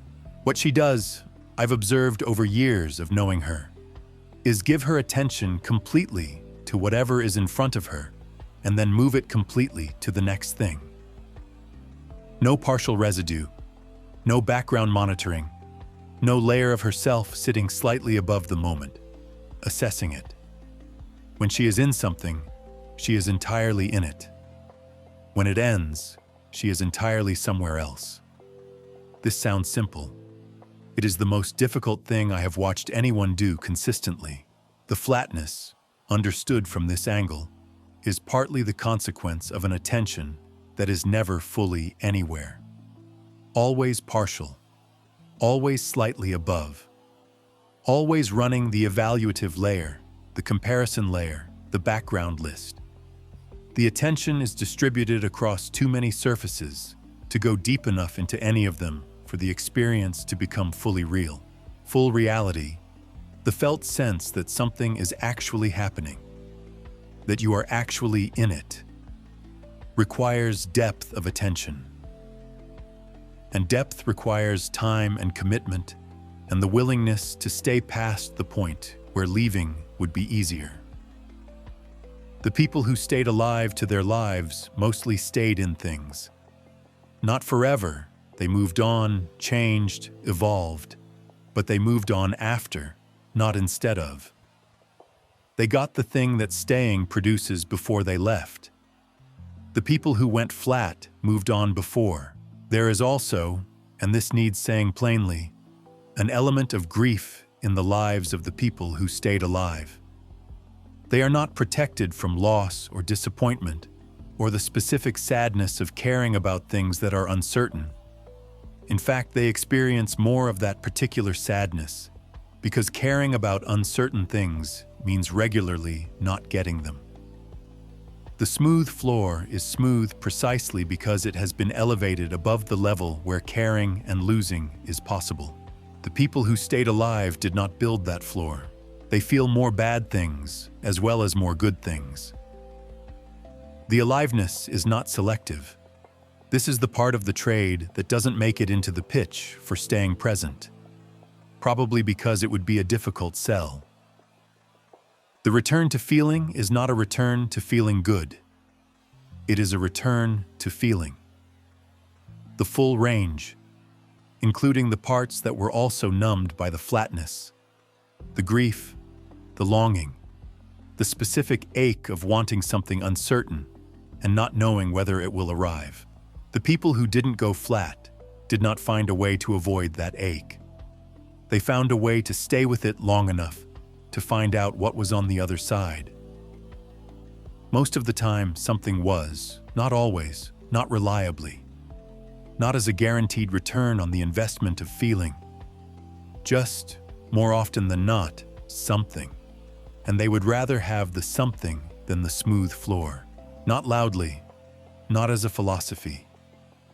Most of them wouldn't describe it that way at all. They'd just tell you about whatever they're currently in the middle of, with a specificity and animation that is slightly startling until you understand what it is. It is someone who is actually there. Genuinely, completely, inconveniently there. You can tell. Within about 30 seconds of talking to them. Something about the quality of their attention, focused, unhurried, in the room with you rather than managing the room from above, registers in the body before it registers in the mind. It is unusual enough, in current conditions, to feel almost strange. It is just someone who stayed. Chapter 11.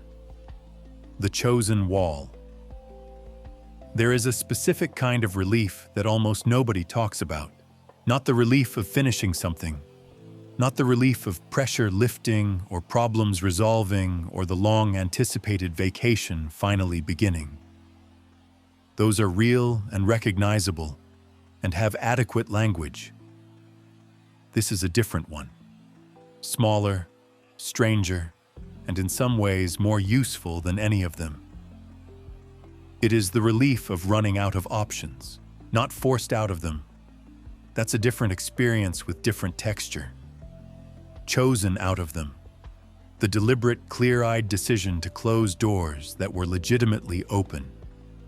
To say, not that, not those, this one. And then the specific quality of quiet that follows. When the part of the mind that was perpetually scanning the available alternatives has nothing left to scan. That quiet is not resignation. It feels almost nothing like resignation.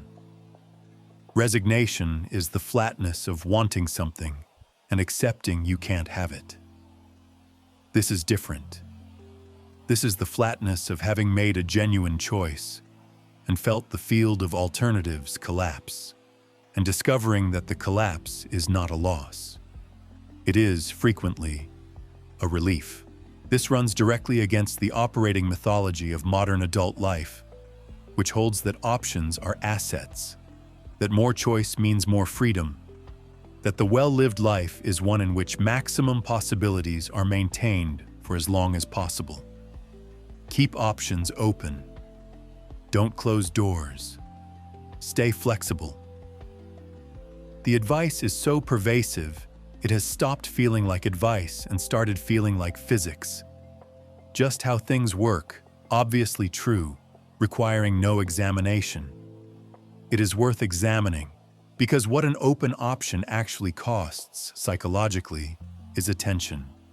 Every available alternative requires a small but real portion of the cognitive and emotional budget to maintain.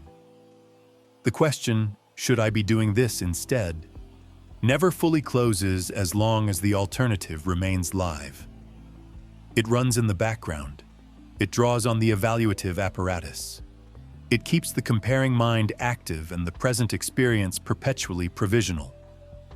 Good, yes, but maybe not the best available. And the best available is still technically accessible.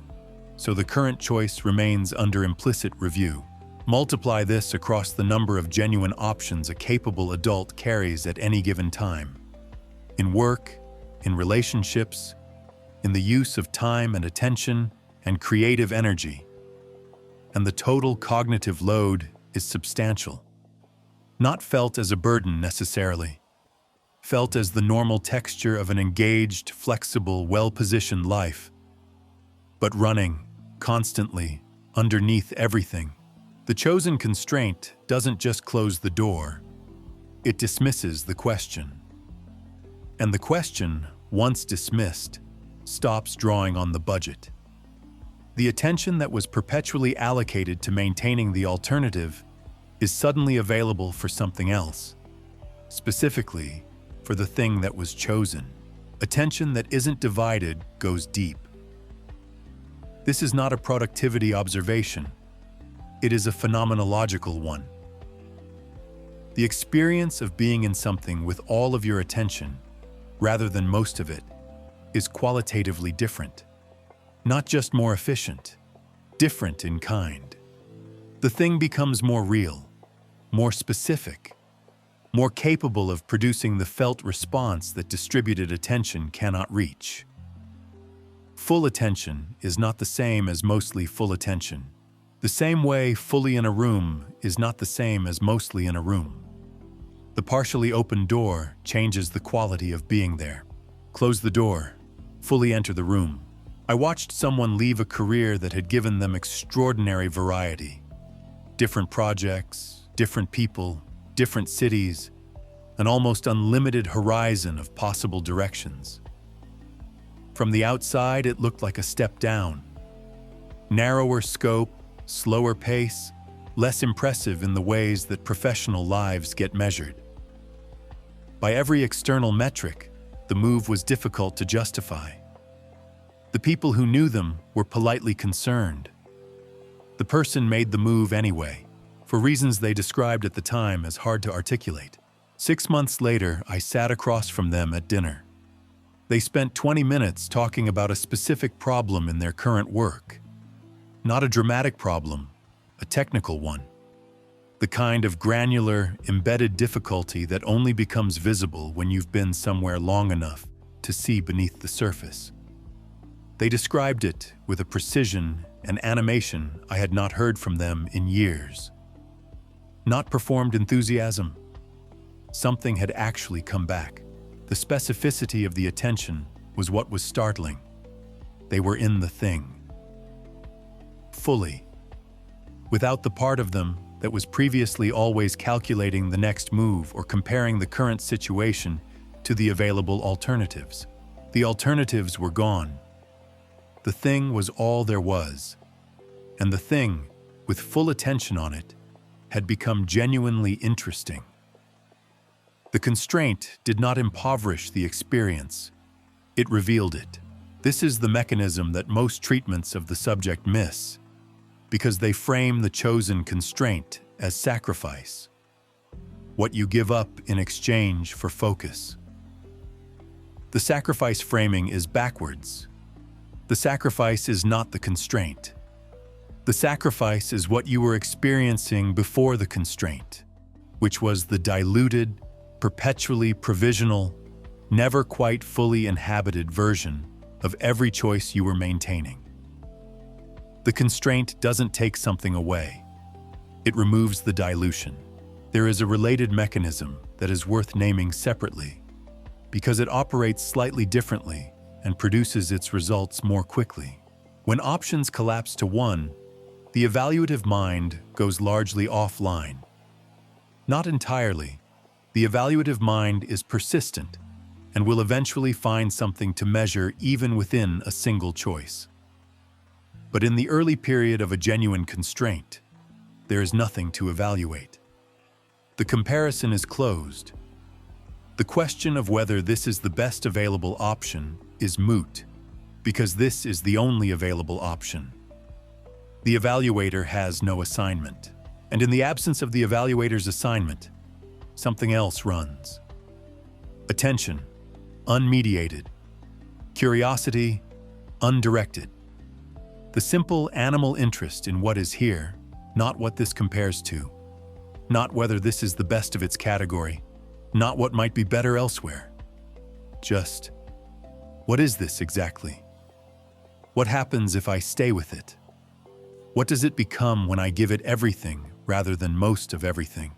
This is why people in circumstances of genuine constraint, a new parent whose world has briefly collapsed to one overwhelming and specific thing, someone learning a skill that is genuinely hard enough to require complete attention, a person on a silent retreat where the options have been removed by design, often report an intensity of felt experience that their more optioned, more flexible, more sophisticated normal life does not produce. Not because deprivation is good, because the evaluator went offline. And with the evaluator offline, the experience could actually land. The chosen wall is not about deprivation. The word chosen is doing all the work in that phrase. Forced constraint produces a different response. Resentment, mourning, the sense of loss that comes from having something taken. Chosen constraint produces something closer to permission. Permission to stop maintaining the alternatives. Permission to be here, in this, without the question of whether here and this are the right answers remaining perpetually open. There is a specific relationship with commitment that people who stay alive to their lives tend to have, and it connects directly to this. Commitment is not popular advice in a culture organized around optionality. It sounds like closing doors, which sounds like loss, which sounds like the opposite of freedom. But the people who stayed alive to their lives are, almost universally, people who committed to work, to relationships, to places, to ways of spending attention, and found that the commitment did not narrow their experience, but deepened it. The depth is what the optioned life cannot purchase. The optioned life is wide. The committed life is deep. And depth, not width, is where the felt experience lives. You cannot go deep while keeping the exit visible. The exit doesn't have to be closed forever. The constraint doesn't have to be permanent to do its work. It has to be real. It has to actually close the question, at least for a defined period, at least in a defined domain. Long enough for the evaluator to stop running its assessment. Long enough for the attention to fully arrive. Long enough for the thing to become what it becomes when you give it everything. What it becomes is rarely what you expected. It is usually more specific, more strange, more demanding, and more alive than the managed, optioned version you were maintaining from a safe distance. There are a lot of doors behind you, still technically open, still requiring the small maintenance of keeping them possible. One of them, if you close it deliberately and completely, and without the intention of reopening it, will stop costing you anything, and the room you're already in will become quietly real. You don't have to announce it. You just have to stop checking what's behind the others. Chapter 12. The small return. It will not arrive the way you are expecting it. This needs to be said first, before anything else, because the expectation is itself one of the last obstacles. You have been waiting, in the background, underneath the competent functioning and the reasonable adjustments, and the quiet work of understanding what happened, for something that resembles the feeling you remember. The full version. The unambiguous version.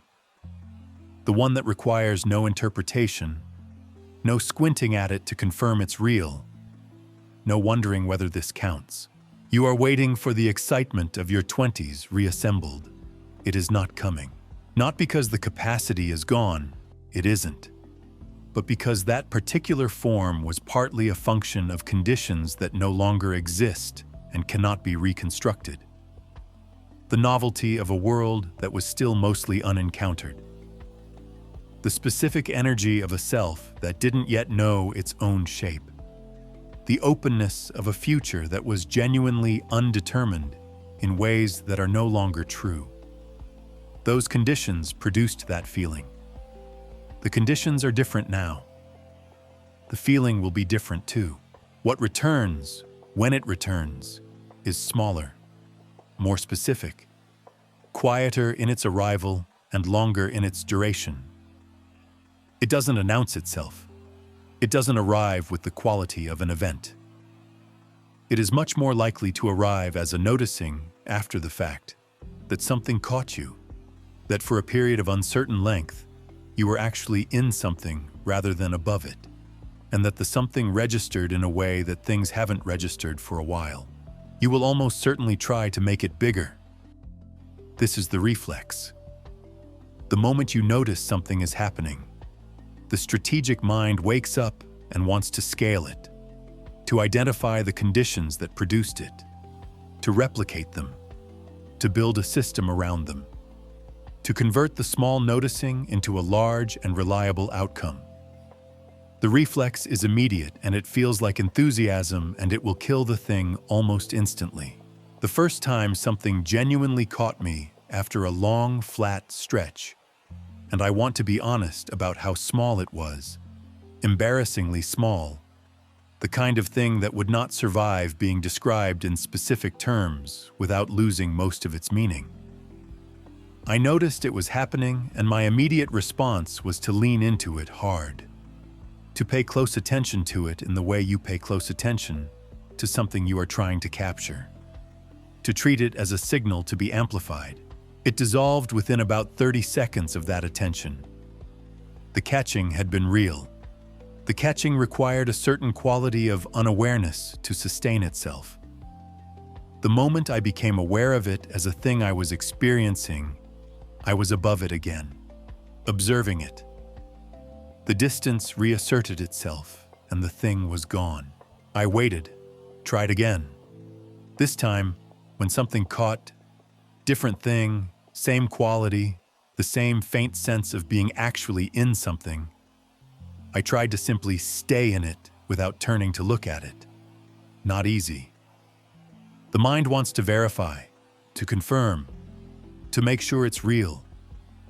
But the verification is the end of the thing. You cannot be in something and simultaneously confirm that you are in something. The confirmation requires the step back. The step back ends the being in. The second attempt lasted longer, not dramatically longer, just enough to be different.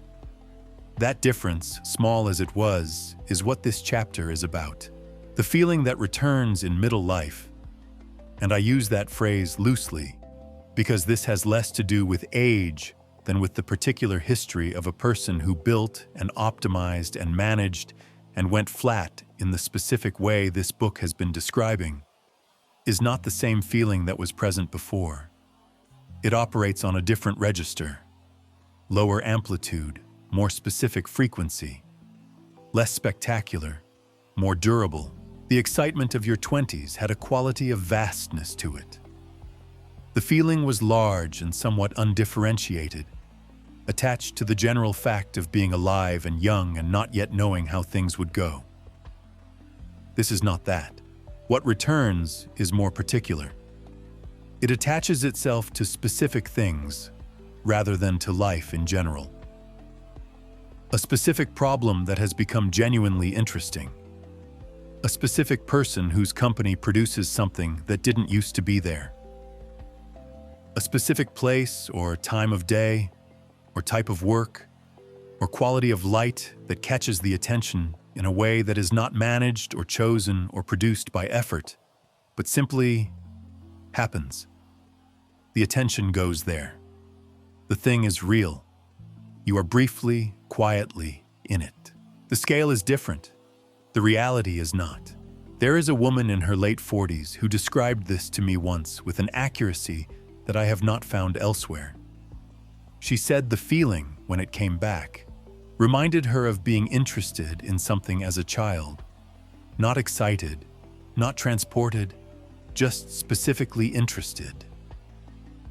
The kind of interest where you forget to check the time, where the thing you're doing is what you're doing, rather than a thing you're doing while also monitoring several other things. She said it felt more like being absorbed than being moved. Quieter than she expected. More sustainable than the older version. She did not describe it as happiness. She said it felt like being actual. Being actual. That phrase has stayed with me because it names something that the flatness takes away, that the language of happiness and excitement doesn't quite capture. The flatness is not, at its core, the absence of good feeling.